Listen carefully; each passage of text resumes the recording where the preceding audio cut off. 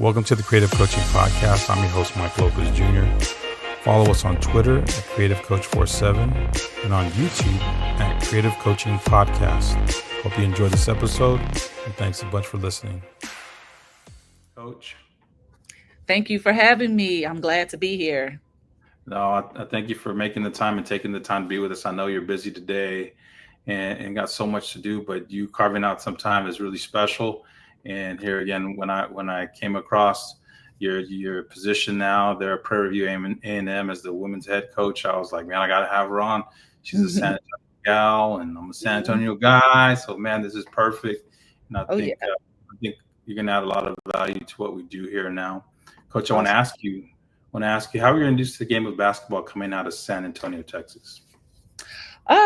Really through my dad. I used to, as a kid, when I was a kid, he'd go play at the YMCA downtown or the Davis Scott YMCA or St. Philip's, just all over.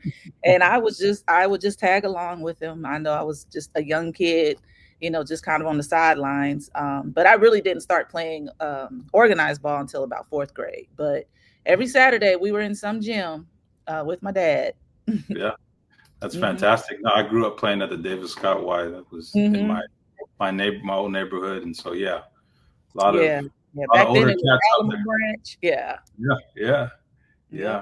Back in the day, man, it was something special.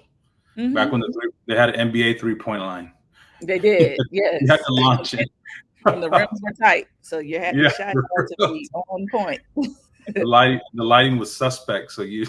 Very dim, yes, and that old school gym lighting. You knew someone turned the lights on because that's all you heard was that buzzing sound. Yeah, for sure. Now, Coach, I want to ask you about what was your experience coming up with how you were coached, whether it was in high school, middle school, college, even in the WNBA. What was that like for you? Your experience with coaches? My experience was really, the coaches that I was blessed to play for, they really coached us with a lot of tough love. They were hard on us, but they loved us too. We could have a hard practice, and after practice they would take us to Popeyes down the street or something, or Luby's. Luby's was the place. We always ate at Luby's. But it was a tough love approach. They made sure we were maintain discipline. Discipline was really big. And then, taking care of the little things and doing all those little things and making sure that, all your responsibilities that you have, you're taking care of them, just because, it's a privilege to play and be in athletics. So, from middle school, even from CYO, our coaches, my coach took the approach of really trying to teach the game, as well as, making it an enjoyable and lifelong experience with the teams that we had. And then going into middle school, my coach, I played for George Cook at Davis Middle School. And he's the one that we were at Popeyes every week with Coach Cook. But, he was on that corner. Yes, right down East Houston Street. But no, the way he taught us and coached us, again, you're going to do what he has coached us to do, and we're going to be disciplined at it, but we're going to have fun because, growing up in that time, everybody could play, and it was just a really fun team to be a part of.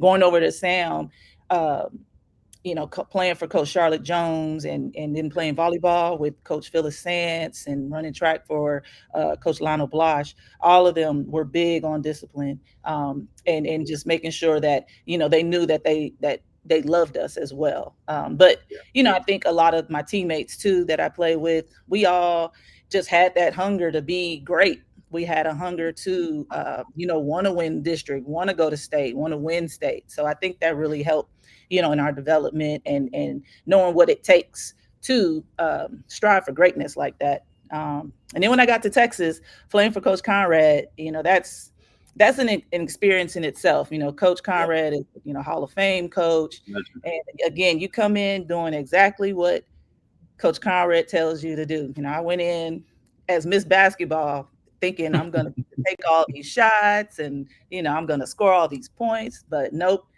I think what she saw in me, I didn't see it in myself at the time, but I came in and, she really groomed me to be a defensive player.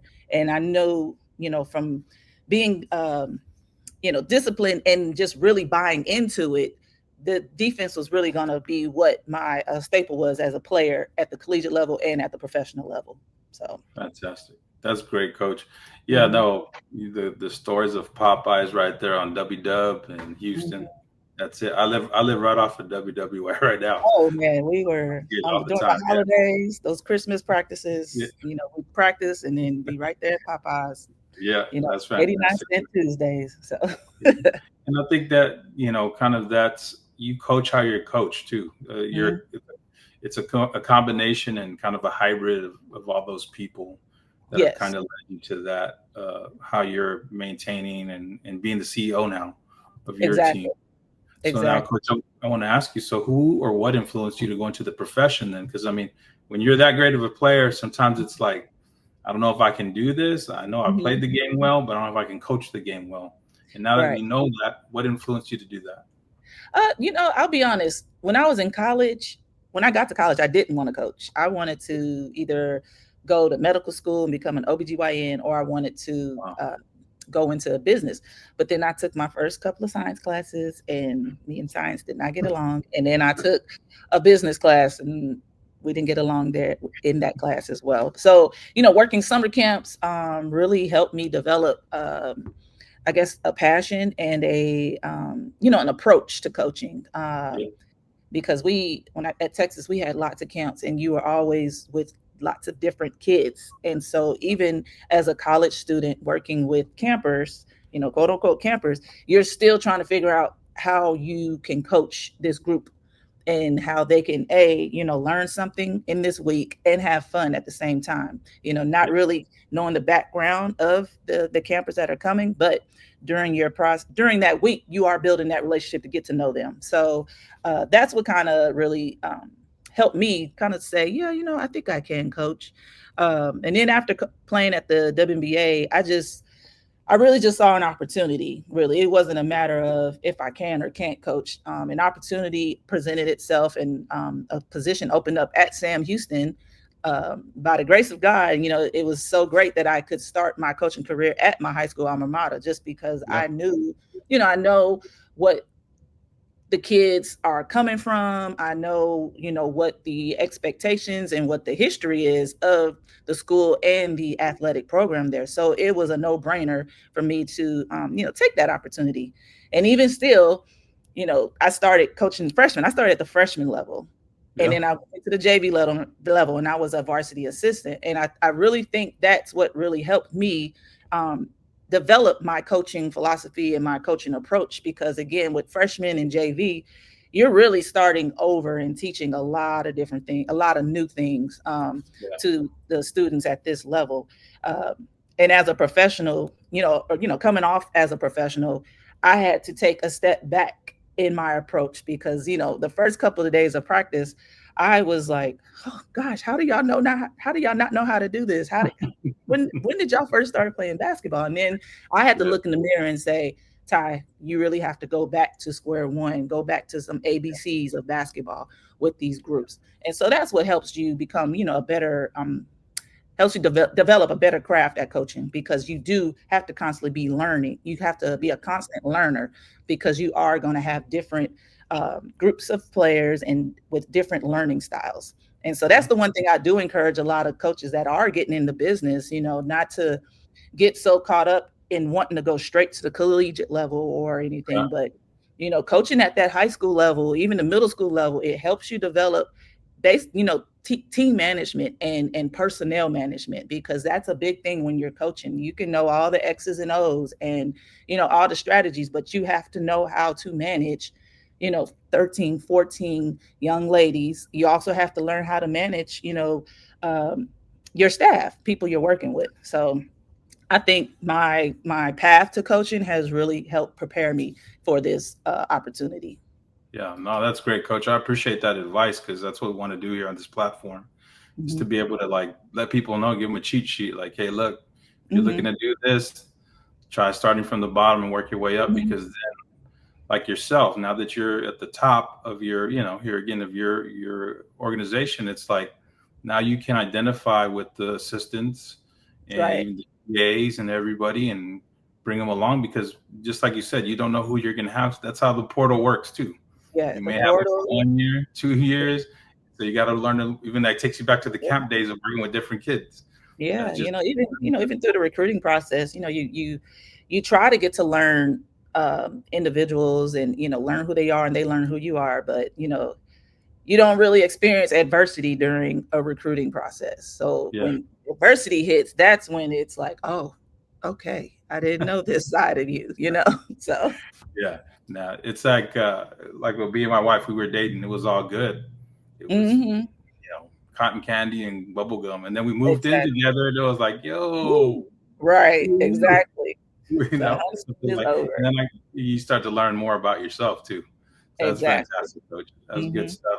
And I want to ask you, Coach, what was your welcome to coaching moment where you were like, okay, I'm not a player anymore. Now I'm responsible. I got to manage the team, even parents, whatever the situation may be. What was one of those moments for you? Honestly, it was my first year coaching at the high school. Again, I was in my second game and I'm yelling at the players and they're just looking at me like, "Coach, we don't know what you're talking about." And it was after that game I said, "You know what? Let me take a step back." The next practice, we played monkey in the middle and catch. That's all we played because I had to go back to some fundamental Yeah, things. I yeah, told my head coach that I was working for, I said, we're not going to be able to run the plays you're running. Like, we're going to have to run some things that are very, very basic. And yeah, so those next couple of practices, I said, we're just going to play catch. We're going to play, dribble tag. We're going to just do some fundamental stuff. And then I'll put in a basic offense for them. And then by the end of that freshman year, we were playing in the district championship with that freshman team. So, wow.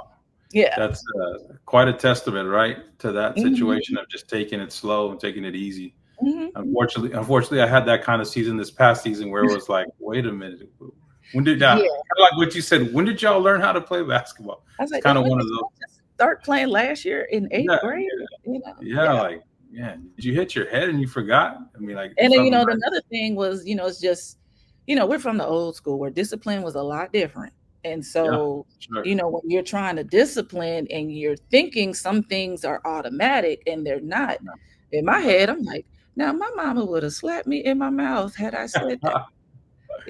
So again, it's not rewiring, but trying to help them develop another type of I'm gonna keep saying discipline, another type of discipline, and another, Yeah, building something different in their character than what they were used to. yeah, That's the other part of coaching is just, you've got to really you have these individuals for 4 or 5 years, and in those 4 and 5 years you really want to see not just growth on the court, but you want to see them mature for sure. and be able to make wiser decisions than what they were making at 18 and 19 years old. So that's the one thing you do want to see, and the only way you can see that is by imparting some things, being strict on some things, but also uh, helping guide them through some decisions, not necessarily making the decision for them, but just telling them what their options and the pros and the cons of some decisions. So Yeah, no, I like that, Coach. It's one of those things where you hope that you're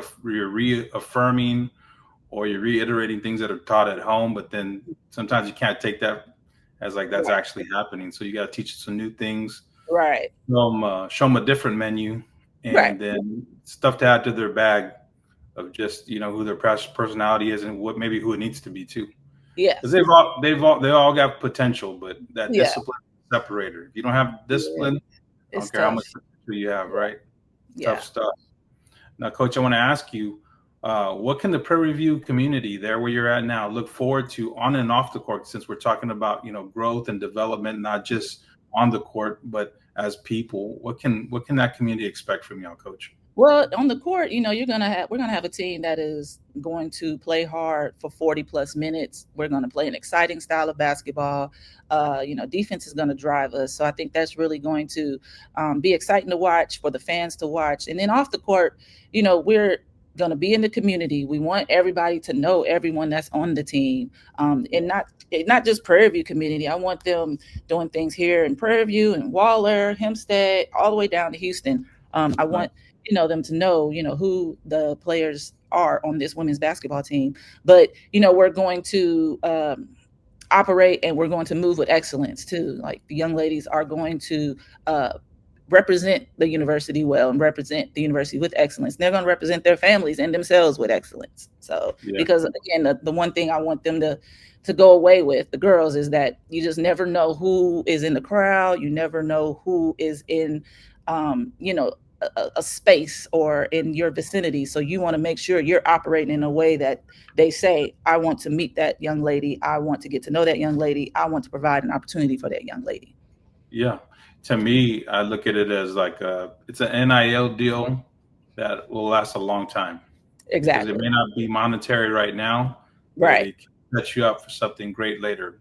And exactly. So it's a different time. They know your name, they know your image, they know your likeness. Is it going to stick with them, or are they just going to move on from you? So that's fantastic stuff, Coach. Now, what does this opportunity mean for you and your family, Coach? Because now you're given the keys. You're the CEO. You're the head honcho, the big cheese. What does it mean for you and your family, Coach?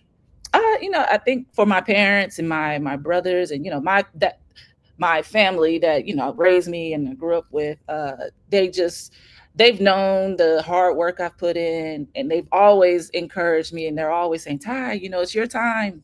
When are you going to be, when are you going to go after head coach? It's your time. It's your time. So it's exciting, for them, and they're looking forward to, the success that I will have. And then for my husband and my sons, for one, we don't have to move. So they're excited about that. But, my husband he's a college basketball player as well. And he coaches high school ball as well. And so, it's just, like I said in my,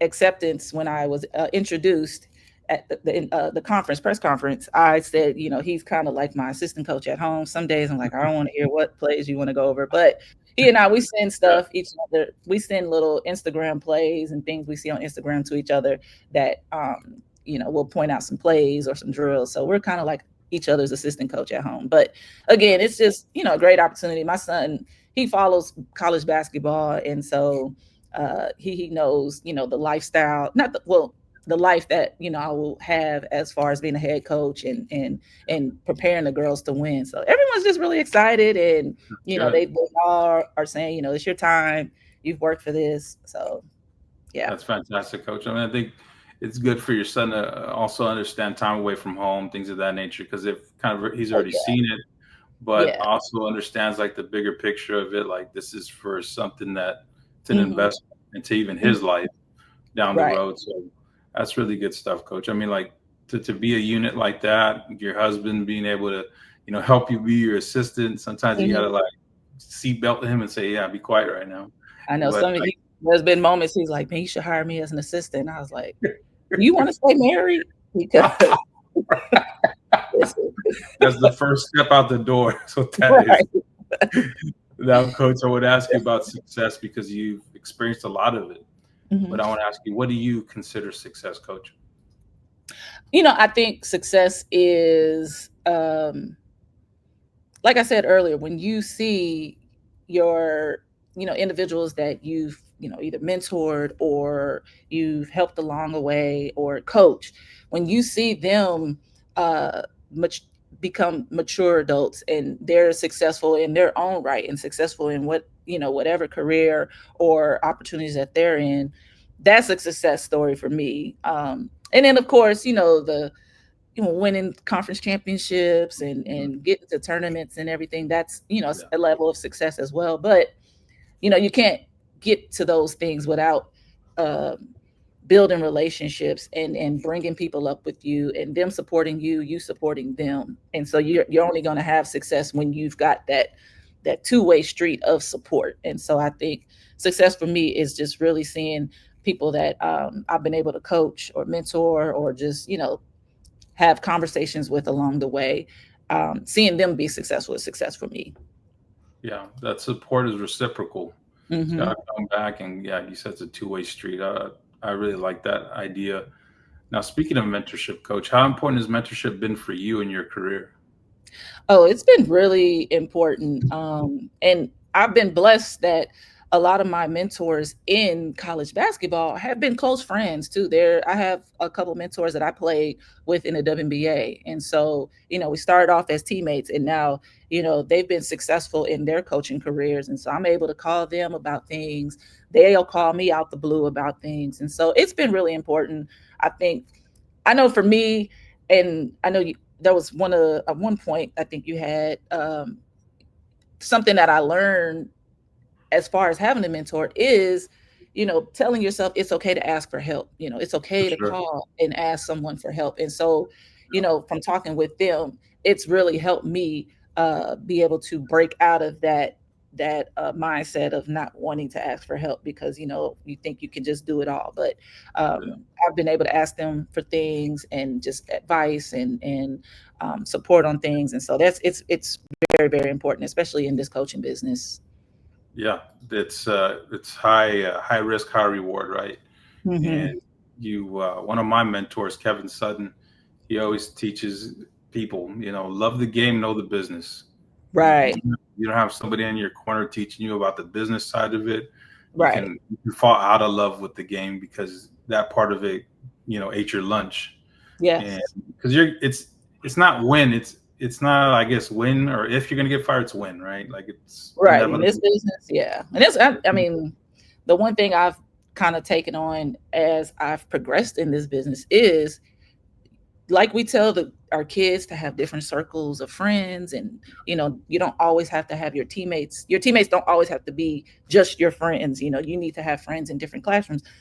That's the one thing that's really helped me, is just make sure I have different circles of friends as well. It's, not just coaching friends, because it helps keep a balance. Because one thing in the coaching biz, you can get off kilter or off balance, and that, it'll affect one thing or the other in your life. But, I think as we get older in this business too, just keeping that balance is important.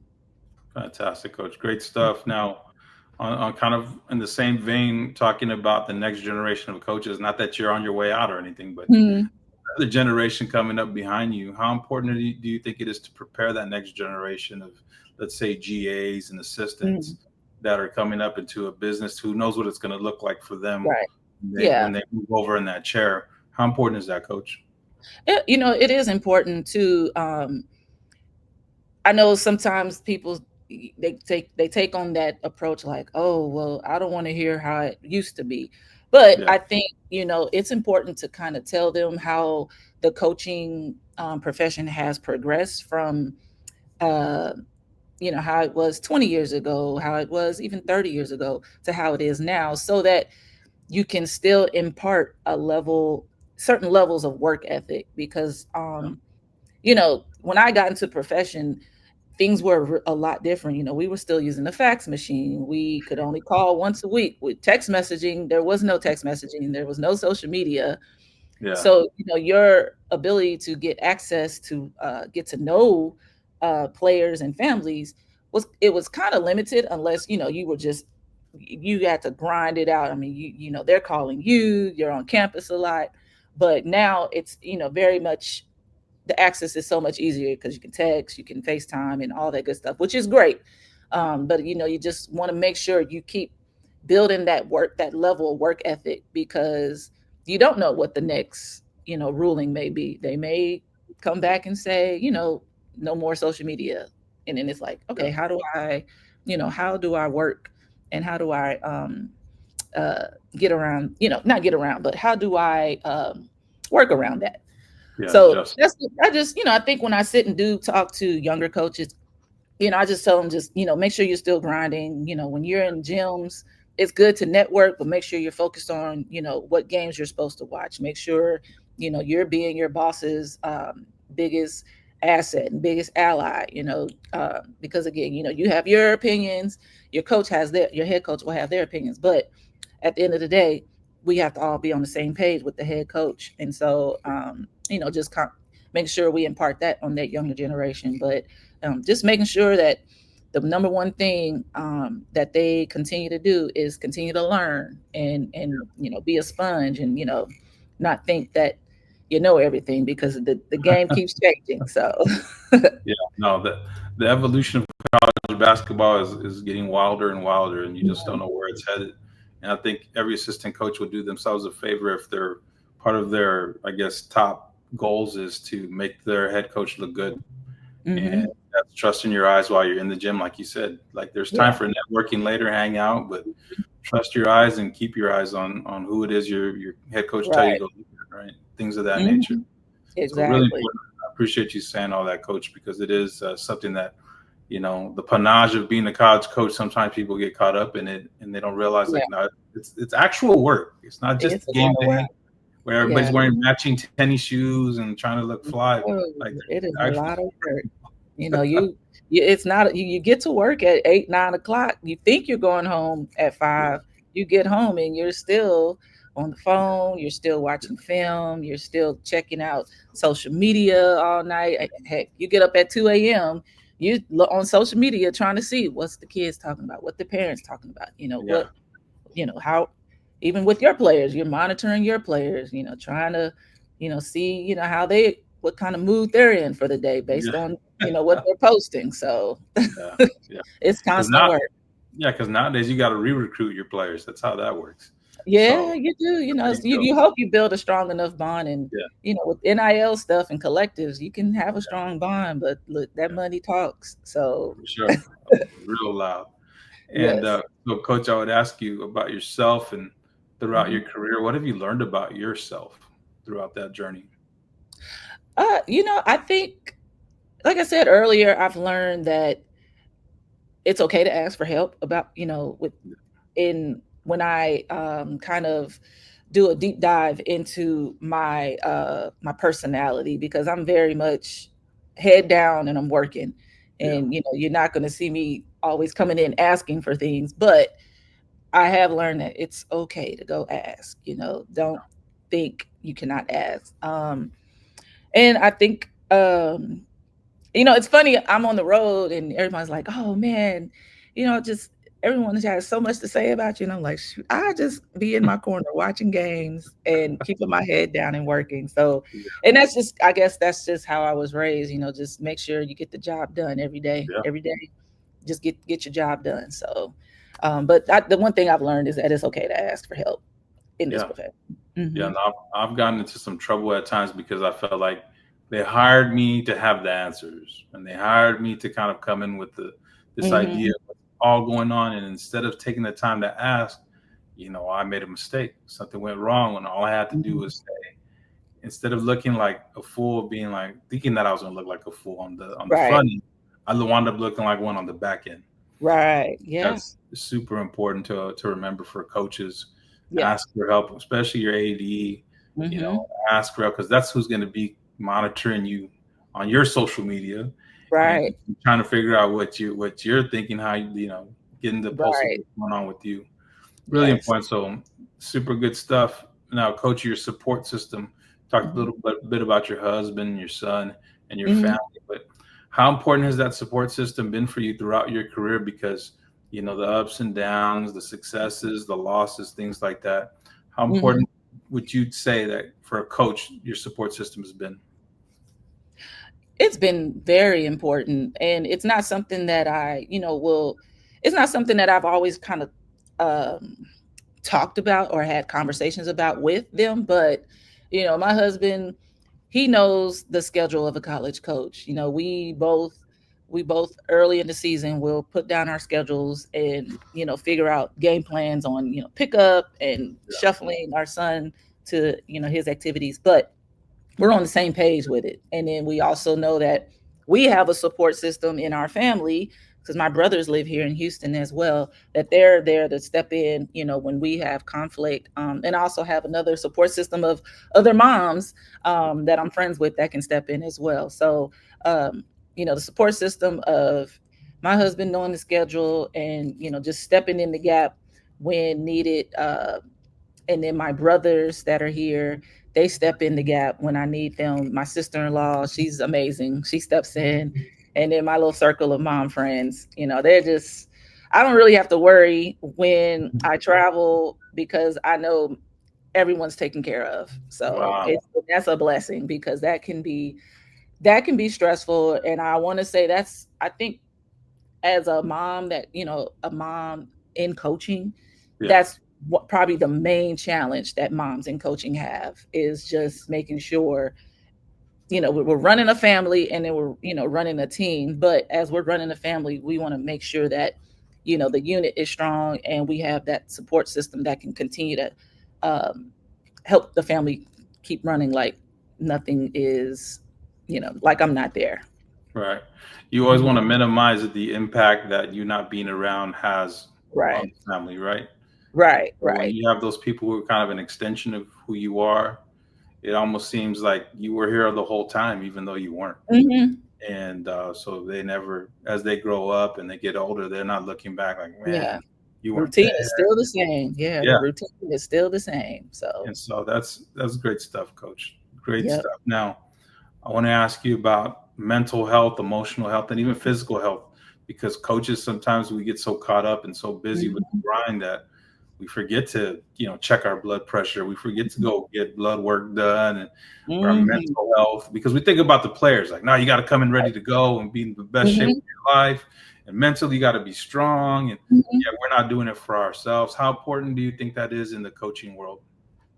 Oh, that's probably at the very top of importance, because how can you pour into someone else if you yourself are not there all to, you're not 100%. You can't pour into someone if you're sick. You can't Right. pour into someone if you do feel like, you're just struggling mentally. And so that's where I say, keeping that balance comes into play, especially for mental health. um, I know, as coaches, we kind of grew up in that era where it was like, ball is life, ball is life. It was like, no, ball is not life. Ball can contribute to a good life, but it's not life. And so keeping a balance. My family is a great source of balance for me, because I actually, you know weekends, we'll go fishing, we'll go to the park, we'll just do, lounge around the house, lounge in the backyard. And I look forward to it. I appreciate it, because it is my way to kind of reset for the week, and Yeah. reset, and not have to, constantly think about, what's going on with the team, what's going on with this recruit.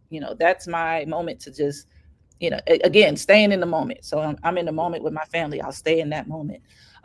But as far as physical health, and keeping up with your appointments, I think that's where you try to have an accountability partner. um, I have a circle of friends. We always mention to each other, when are we going to get our mammogram? When are you going to Yeah. get your annual? Yeah. We'll talk about, we just turned, we're in our 40s, and so mammograms are, Yeah. high on our list. So, we'll talk about our appointments and all that good stuff. So I think having that circle of friends that, are your accountability partners, helps as well. And then, with just exercising, I have a walking buddy. I'll get up in the morning. Her son goes to my son's school. We'll meet at the school, and we'll walk before I go shower and head into the office. So, Yeah. yeah. That's Hmm. good stuff, Coach. Now, I like what you're saying about accountability partners. It's almost like having a personal board of directors, Right. people that can Yeah. help you kind of stay in that flow of like, hey, you need to take care of this, you need to take care of Hmm. that, Yep. and that's good stuff, because Yep. I think most people don't realize that they need that in their life. Yeah. Because I mean, some of our culture says don't go to the doctor. It's all right, I you're know. fine. Fight through it. Just drink water. You'll be Yeah, fine. it's, in this coaching profession, in the last few years, um, I've seen coaches getting out because of health issues, Yeah. getting out. There have been a couple, rest in peace, that have passed away from health issues. So it becomes a wake up call too, especially as we're getting older. It becomes a real wake up call. So, Yeah. mhm. Well, Coach, I'm in my 40s too, but 40s are the new 20s. So we got some time. We're good. We're good, Coach. We're good. 40s, but let me tell you, 40s is the new 20s, and I'm in bed by 9 o'clock. So, That's disciplined 20-year-olds. That is. That's what I mean. right, okay. Some Fridays, I'm like, I can't Yeah. believe we used to go out this late. Right. Right. Like, who Nothing good goes out happens this after 10 late? o'clock. That's why I Yes, don't yes. go out. Yeah. Now, Coach, I want to ask you about your why, because uh, you get to this point, right, where you're at, where it's like, man, I'm the head coach. I got my own Mhm. program. I got so much to go do, and to stop and think about your why, because Mhm. how you started this thing and what got you to this point. I want to Yeah. ask you, Coach, what is your why? My why, and it might sound cliche, but my why is actually my relationship with God, Wow. because there's been many nights, I have conversations with him, Yeah. about, what do I need to do? What's in my future? If it's your will, what's in my future? So I have lots of conversations with him. And I'll tell people I think I'm one of God's favorites because There you go. but that my relationship with him is my why. And then of course my family. I just do things to make them proud, and to inspire my younger the younger members in my family. But yeah, number one is my relationship. And